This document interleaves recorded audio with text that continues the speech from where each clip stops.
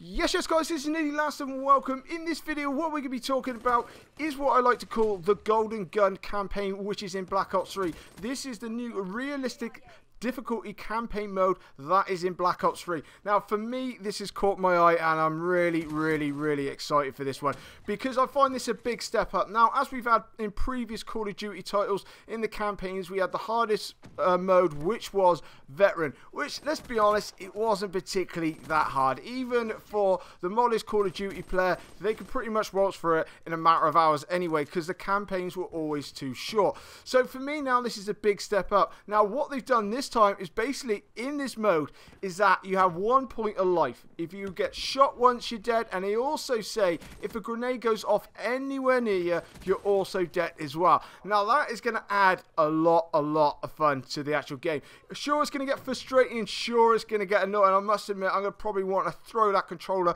through the monitor many a times, but I'm certainly going to be giving this a go, and I'm going to try and get through from one end to the other. The main thing is though, is what they're saying is that it all depends on you and your team. So for me it's going to be one of those ones that is going to be best done kind of like Destiny in a fire team. So basically if you've got like good 3-4 of you together, you'll be able to, you know, work together and be able to get through it. If you're a solo player, I'm not too sure how this is going to work out. I really don't, because you're going to be relying on the computer, which, you know, the computer makes some crazy decisions at the best of times, and let's be honest with you. So, you know, if you're relying on that, you might fail a lot more. So if you've got some mates who are good at Call of Duty, who can make some good decisions, it will be absolutely brilliant. Also, with that as well, is the weapons that they're bringing in. This is what's going to get me the most interested. If we've got that home bit, it's kind of like Destiny. You get to show off all your achievements, all your weapons, all your attachments, all this kind of thing. So it gets me thinking then, if you're going to do this realistic mode, you're going to be able to need to unlock a load of really good weapons, maybe some trophy systems to actually capture these grenades.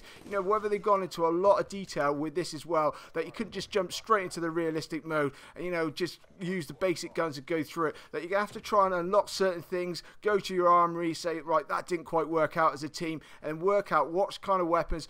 Everyone plays their own certain roles, and then you go back onto that level and you give it another go. So for me, it's really interesting. It really is. I can't wait for this. It's more of a challenge. Like I said, previous Call of Duty titles were not a challenge at all. And what I also think with this campaign is that they're actually going to be adding new stuff to it as the year progresses. I think they're going to be going along kind of like a Destiny kind of role once again. I think they're going to be adding different missions, different campaigns and whatnot else, just to keep people interested. There's going to be certain things added in like DLC to keep this campaign rolling over and over. Also, what they said though is that the whole of the campaign is going to be unlocked from the start, which we pretty much knew before, that you can go on to any level. And basically what they were saying, they're doing it like the Netflix releases, that they release a whole series at once and you can just go and watch it all. But also they're saying that no one will jump straight to the end, because obviously you want to see out the campaign. I mean, let's be realistic here. Someone somewhere is going to do the last level, tweet it all out, put it on Facebook, put it on YouTube, just to let everyone know what happens at the end, to try and annoy everyone else and spoil it. You know it's going to happen. I know it's going to happen. So I'm a little bit disappointed with that, because I don't really want to know what's going on. It's going to be hard not to find out, to be honest with you, what's going to be happening at the end of the campaign, because someone's going to ruin it for everyone else somewhere along the line. So for that, I think that he should have done it differently. I think you should unlock as you go along instead of having them all unlocked all at once. But let me know, guys, exactly what you're thinking about this. Are you looking forward to the realistic mode? Do you think it's going to be a little bit too difficult? Or are you really looking forward to jumping on there with your mates in a big fire team and you're working out strategically how you can get through those levels without getting shot once? It'd be very interesting to hear from your thoughts there, guys. But coming up on my screen now is my subscribe button. Please, guys, be smashing that. Come back and check lots of videos that I'm going to be having going on with Black Ops 3. And make sure you're hitting that like button and sharing this video around. That'd be absolutely amazing. This is Nearly Last, and I'll catch you later.